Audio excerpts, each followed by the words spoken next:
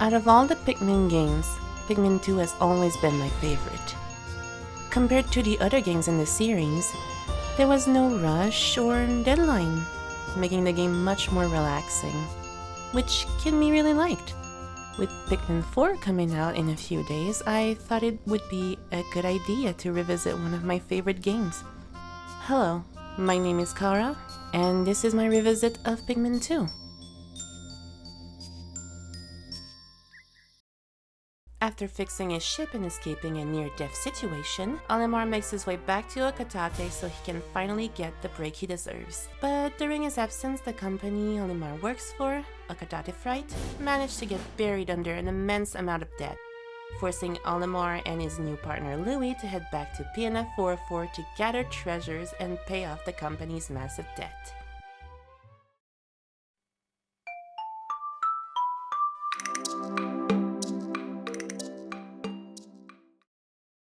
On day 1, we arrive in the Valley of Repose. But we can't have a Pikmin game without a crash landing.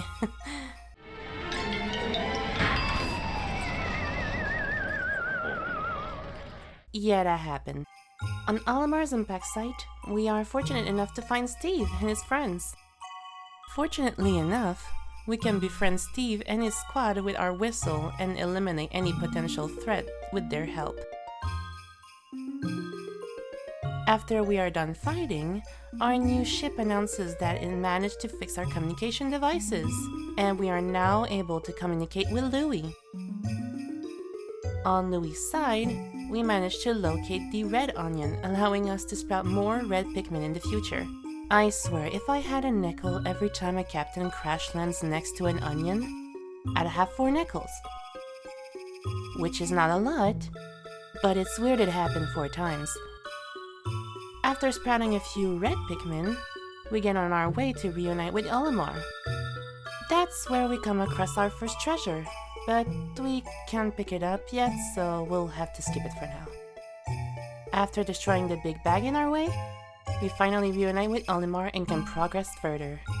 By feeding the red dwarf Bulbor we fought earlier to the onion, we can get exactly enough Pikmin to transport the treasure to the ship, which earns us our first few Pokos. Who would have thought a battery would be worth so much? Sorry, did I say battery? I meant the Courage Reactor. And this concludes our first day of exploration.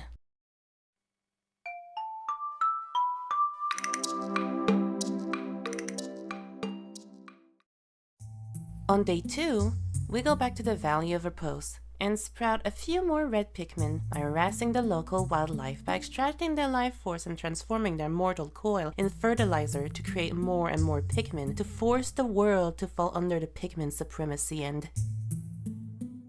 My apologies. I might have gotten carried away. By exploring further, we come across the new addition in Pikmin 2. Caves. Caves are in short randomly generated mini dungeons you can explore to get treasures. Time seems to not move inside the caves as well, so we can take all the time we need to explore them and make plenty of mistakes. On sublevel 1, there wasn't really anything to write home about. We fought a few snowy dwarf bulborbs and collected the citrus lump and the quenching emblem.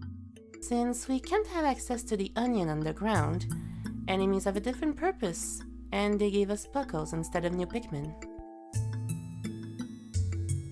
On sublevel 2, however, we come across many interesting things. At the end of the sublevel, we come across multiple violet candy pop buds. If we toss a few of Steve's friends inside of them, sorry Steve, we can transform them into different other kinds of Pikmin. By doing so, we meet Sanchez and the purple Pikmin, which will be an essential asset to our team comps in the future. Purple Pikmin are very strong and powerful, but also extremely abysmally slow, even when flowered. Thanks to Sanchez's help, we can carry and collect the spherical atlas, unlocking the next area in our adventure, the Awakening Wood. We can then safely leave the emergence cave with Steve and Sanchez, netting us a total of 502 Pokos.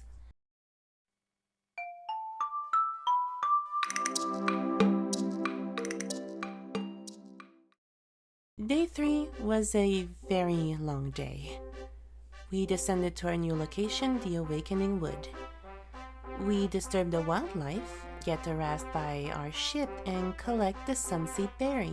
We also discover a very essential tool that will help us a bunch in the future, the Spicy Berries. When you collect 10 Spicy Berries, you can convert them into an ultra spicy spray. You can then use said spray on your Pikmin to make them perform better in combat and complete tasks faster. On the other side of the berry garden, a gate blocked our way. We can efficiently break it with our Pikmin and proceed further in the Awakening Wood, where we find a cave not too far. I also killed a plant on the way. I love nature. Without anything else on our plate, we entered the Hole of Beasts.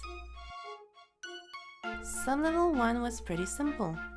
There were only a few male and female sheer grub, which were not a problem at all. We collect the Stone of Glory and head deeper down. Sub-level 2 was one of the few rare peaceful levels, where there are no threats whatsoever. We encountered more violet candy pop buds and gave new friends to Sanchez.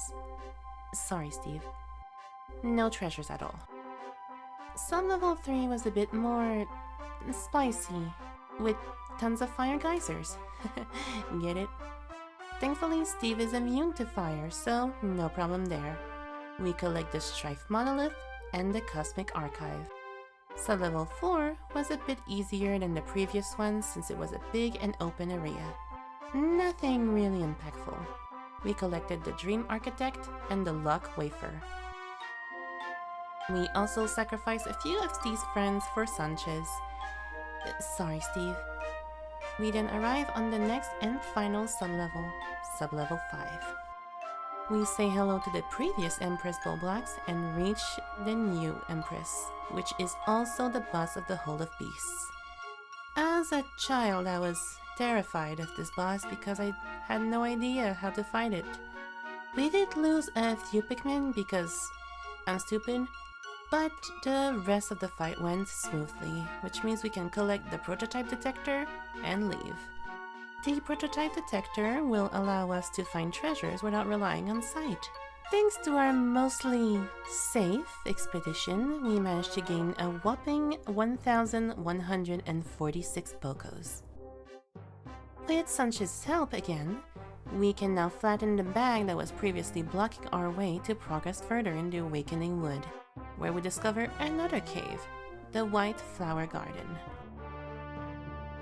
On the first sublevel, we encountered a few sheer grubs and the alien billboard. On sublevel 2, we find a few fiery blowhogs, as well as the petrified heart and the Drought Ender. Sublevel 3 was a peaceful level with a 4 candy pop buds, introducing us to our new friend Pedro and the white Pikmin. White Pikmin are small but extremely fast. They can also see buried treasures and are poisonous to the local fauna. I'm sure Steve doesn't mind losing a few more friends. I'm very sorry, Steve. It's for a good cause. Thanks to Pedro's help, we can bring back home the Super Stick textile. Sublevel 4 was full of poisonous gas, but that's nothing for Pedro. Thanks to him, we can make our way safely through the level and acquire the Survival Ointment and the Toxic Toadstool. On the final floor of the White Flower Garden, we meet my childhood heart nemesis, the boring Snackret, an hybrid between a bird and a snake. Fortunately enough for us, when it comes out of the ground, it can sometimes get stuck. Our perfect chance to strike. Huh. Pikmin 2 boss fights really are a joke. By defeating this hideous beast, we can collect the 5-man knapsack and leave without any casualties, netting us a total of 610 Pokos. The 5-man knapsacks lets us sleep, which it's completely useless. I don't see the use of this. Now that we have Pedro on our team, we can find and collect the pilgrim bulb hiding close to the sunseed berry. We spend the rest of the day harvesting ultra spicy berries and introducing ourselves to the local sharecrops. We also managed to destroy the poisonous wall beside the wildflower garden right before nighttime. Day 3 earned us a total of 1,981 Pokos.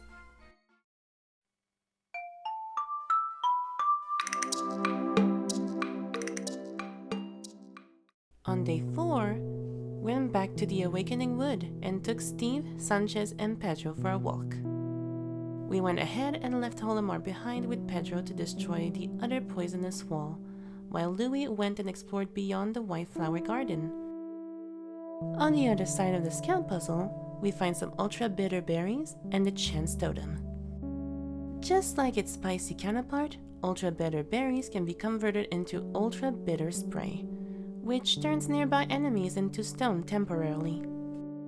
After destroying the poisonous wall, we eliminate another invasive plant and build a bridge so we can travel faster. We also found a new treasure that will be extremely helpful: the geographic projection, which will allow us to venture to the perplexing pool, our next destination. There wasn't much left to do, so we allowed Steve to make some new friends and spend the rest of the day harvesting more berries. Day 4 was a bit underwhelming, only giving us 300 Pokos.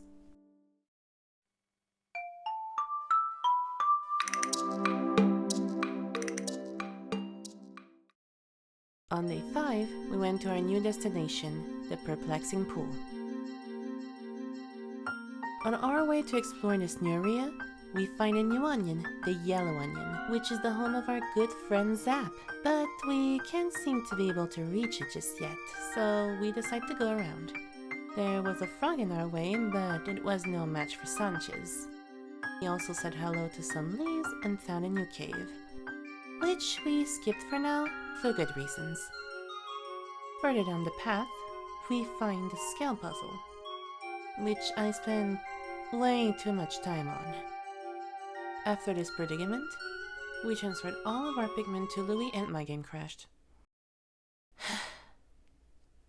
We redid the same steps, but this time with a different team of just Steves, because I forgot about the Theory Bull Blacks.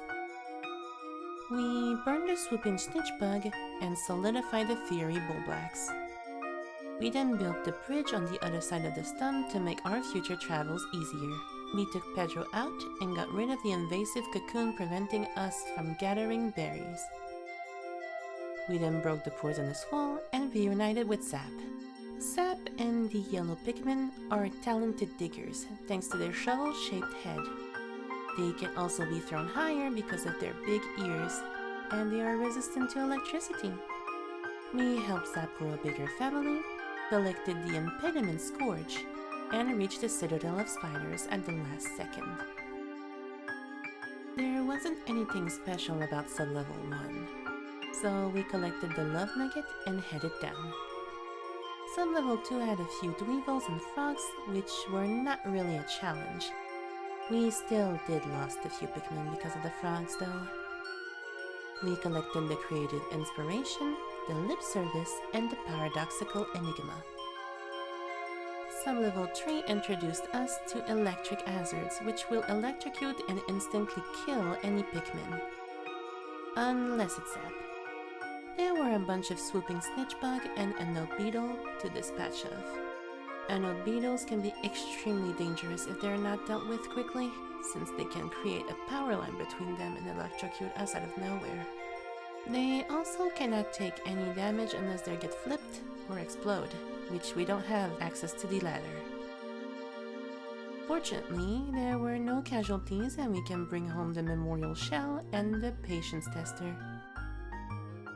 Sub-level 4 was full of fire geysers, water rumples, and this guy. Let's call him George. Sorry to the Georges out there. George is pretty annoying to fight, but defeating him gives us the King of Sweets, and it also grants us access to the Flame of Tomorrow. We can also grab the time capsule from behind a wall beside George's hold home. We also found an Ivory Candy Pop Bud. More Pedro for us. Sorry, Steve. Oh, hello, small George. God damn it, George. On the final floor of the Citadel of Spiders, which had 2 spiders in it, by the way, we can find the Regal Diamond and confront the boss, Beady Longlegs. As a child, I was terrified of this boss, and I still am today. Ugh, I hate spiders. But turns out it isn't really a spider, and it's more like a piñata? I don't know what the devs were on when they made this game, but sure. Defeating Beady gives us the key, which unlocks mission mode.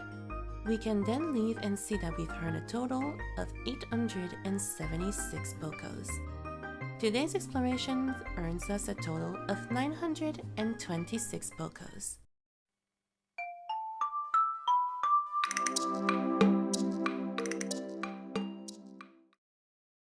On day 6, we went back to the Awakening Woods so we can use Zap's ability to meet our last onion and old friend, Blooper. In the meantime, we sent Louie to another electric gate so he can destroy it while we catch up with Blooper. Blue Pikmin have gills, making them immune to water-related hazards. They can also save Pikmin that are in trouble in the water, which I didn't know. Wish I knew sooner. We said hello to the local tadpole population and helped Blooper make new friends. We also broke the boulder, causing the water to overflow so we can break the gate to make future travels faster. We also collected the decorative goo. We went up the new path and aided Louie with the electric gate. We also collected a few more bitterberries. On the other side of the taser gate was the Bone Black's kingdom, home to many of the Boneborgs we have encountered so far.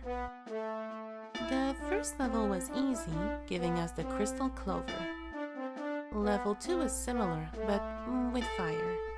We gained the Tear Stone and move on. Level 3 didn't have much. There were female Sheargrubs and puffy blowhogs. We get the Olimar Night Shell.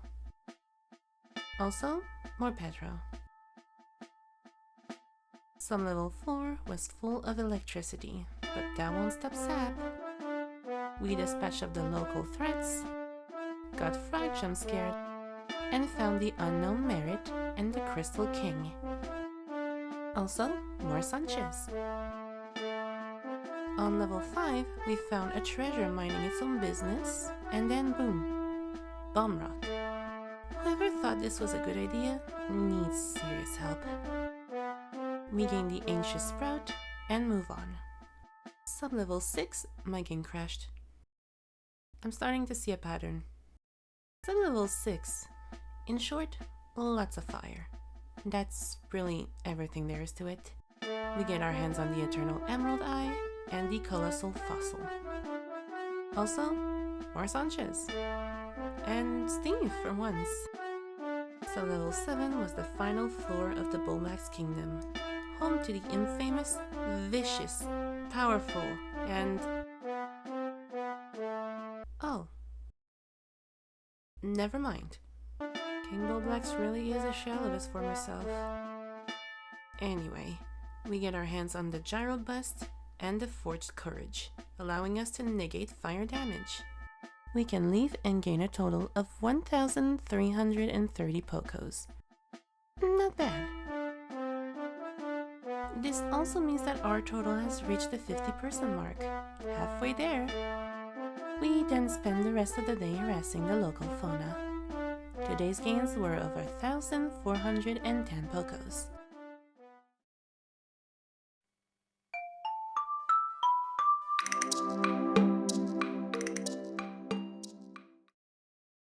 On day 7, we went back to the Valley of Repose. Since we gained Blooper's help the day prior, we can get rid of the boulder blocking the water so all of our Pikmin can pass.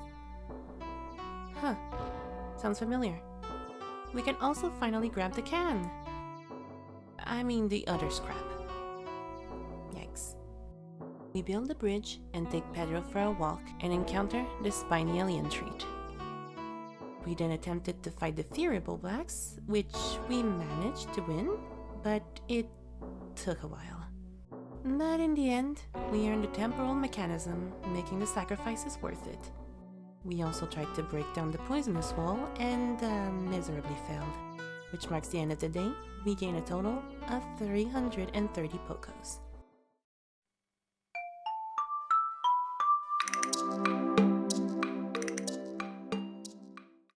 Day 8 was another Valley of Repose day. We took out all of our friends, except Blooper, and headed back to yesterday's gate. I really didn't want it to deal with Sancha's abysmal speed, so I wasted an ultra spicy spray. We also built the bridge to the north. We also got ambushed by an armored cannon beetle larva, which took a while to defeat due to the terrain around it. We did get our hands on the unspeakable wonder. We then encountered any Pikmin 2 player's worst nightmare, the Subterranean Complex. This has to be the worst cave in the game. It's long, unfair, and I have PTSD from this dumb cave. Let's hop in. I will briefly summarize this cave because 9 sub-levels is too many levels. We get the Exhausted Super Stick and the Nouveau Table on level 1.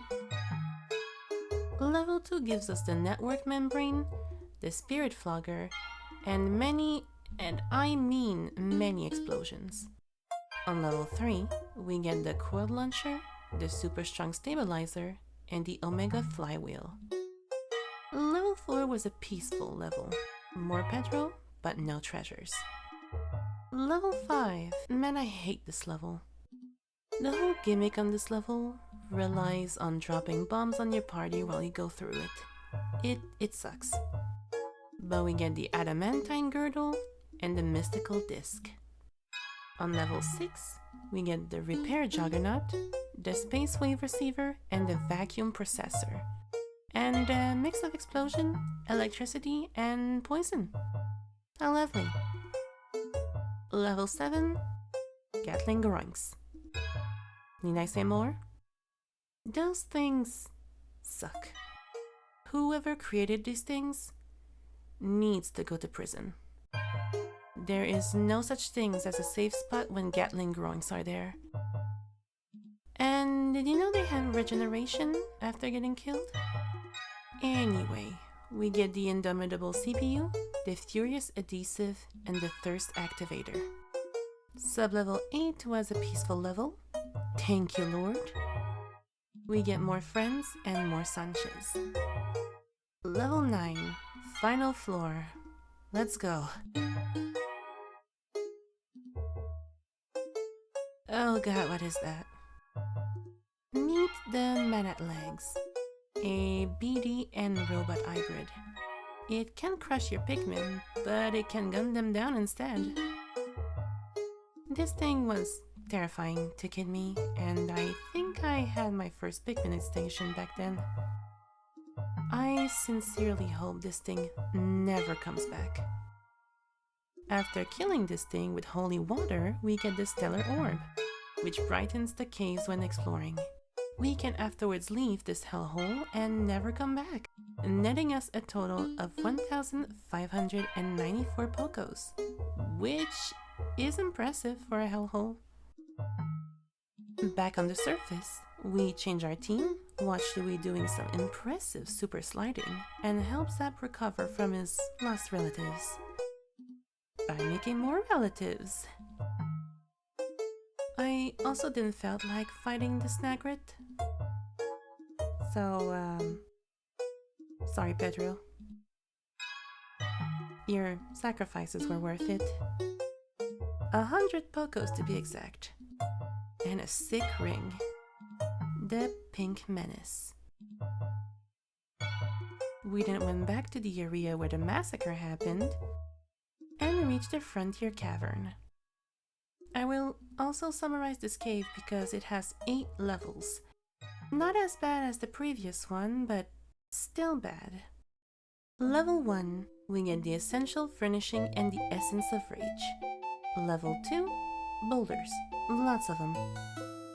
But we do get good things from those boulders. We get money, the icon of progress, and the joy receptacle. On level 3, we get jump scared by a bone bear, which we bully to get the danger chime. We then get the fleeting art form and the green gem star. On level 4, we get the omniscient sphere and the innocence lost. Whoever came up with these names deserves a raise. Level 5 is a somewhat peaceful level with many Mamunas. They're so silly looking.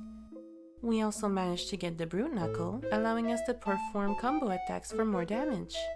Level 6 was mostly a water level with many armored cannon beetles larvae and water numples. We can collect the worthless and priceless statues. Sub-level 7 had falling boulders and orange bulborbs, which were not really a problem. We acquired the spouse alert and the flame tiller. On level 8, we get the rematch against Mummy Bullblacks and her, babies. I feel she does not care about her children. Defeating her gives us the repugnant appendage, which does... what does it do again? Makes me go faster. That's cool, I guess. The Frontier Cavern gives us a total of 1,601 Pokos. We then ended the day with a total of 3,415 Pokos.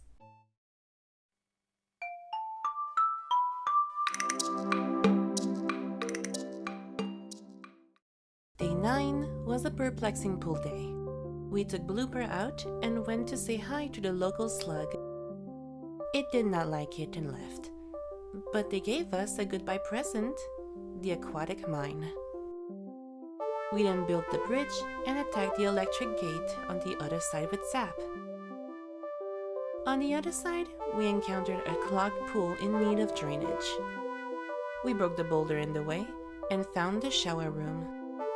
We get ourselves a proper army and went down. The first level had frogs, the bane of my existence. Don't get me wrong, I love frogs. Outside of Pikmin.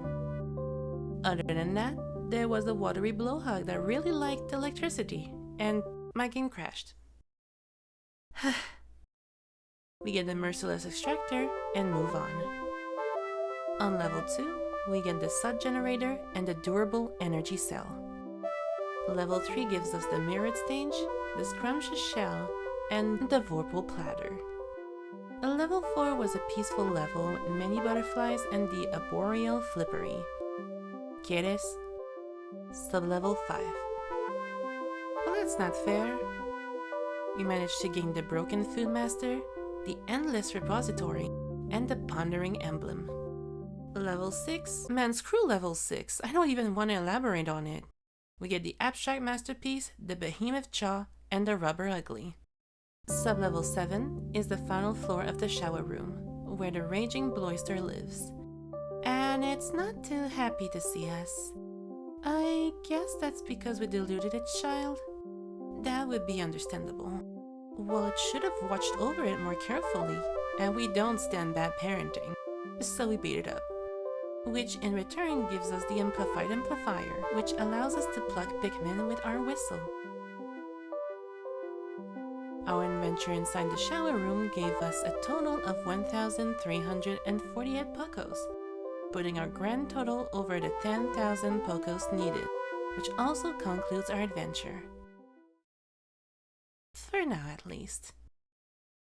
You see, when we leave PNF 404 after our adventure, turns out we left Louis behind. Accidentally. Whoops. Thank you so much for watching and staying until the end. It made me so happy to play Pikmin 2 again and ranting about it a little. This video took a lot of time and effort, so I would be extremely grateful if you could let me know what you thought about the video down in the comments. And tell me if you'd like me to continue in the post-game or tackle mission mode. I would also like to know what you think about the Pikmin series in general, and what are your expectations for Pikmin 4? Speaking of, If you are interested, I'll be streaming Pikmin 4 when it releases at midnight on Twitch, so if you're awake, come by and say hi. I would love to chat with you. It will also motivate me to make more content. Until then, stay safe and live life to the fullest.